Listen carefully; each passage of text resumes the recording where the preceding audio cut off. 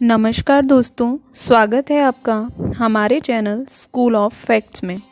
आज इस वीडियो में हम आपको सुनाएंगे श्री कृष्ण और द्रौपदी से जुड़ी एक रोचक कहानी।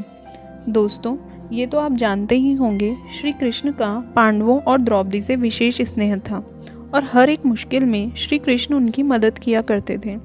एक बार दुर्योधन ने महर्षि दुर्वासा की बड़ी सेवा की, जिससे खुश होकर दुर्वासा ऋषि ने दुर्योधन से कुछ मांगने को कहा। दुर्योधन ने यह सोचा कि क्यों ना इस अवसर का लाभ उठाया जाए और ऋषि के श्राप से पांडवों को खत्म करवा दिया जाए। उसने दुर्वासा ऋषि से कहा, ब्राह्मण, हमारे कुल में युधिष्ठिर सबसे बड़े हैं। आप अपने 10,000 शिष्यों के साथ उनका आतिथ्य स्वीकार करें और उनके यहाँ भोजन करें, लेकिन आप उनके यहाँ तभी जाएं जब द्रौपदी भोजन कर चुकी हो, जिससे द्रौपदी को भूख का कष्ट ना उठाना पड़े।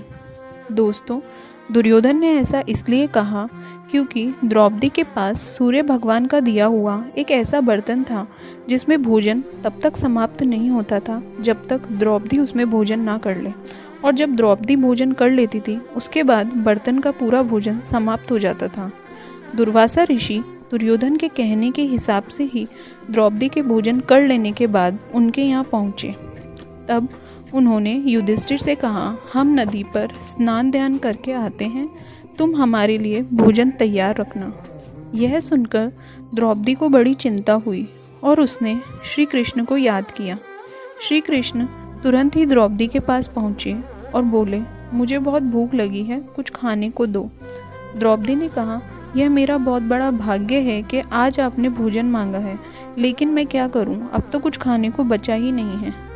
ऐसा सुनकर श्री कृष्ण ने द्रौपदी से कहा कि वह कोई चिंता ना करे और वह बर्तन श्री कृष्ण को लाकर दे, उसमें जरूर कुछ ना कुछ होगा।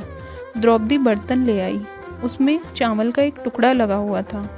श्री कृष्ण ने उस चावल के टुकड़े का भोग लगाकर तीनों लोगों को तृप्त कर दिया और भीम से कहा कि ऋषि और उनके शिष्यों को बुला लाओ, लेकिन ऋषि और उनके 10,000 शिष्य तो पहले ही तृप्त हो चुके थे और वहां से जा चुके थे।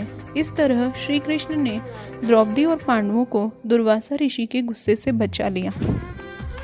दोस्तों, आपको ये कहानी अच्छी लगी हो तो इसको लाइक ज़रूर करें और हमारे चैनल को सब्सक्राइब करें। धन्यवाद।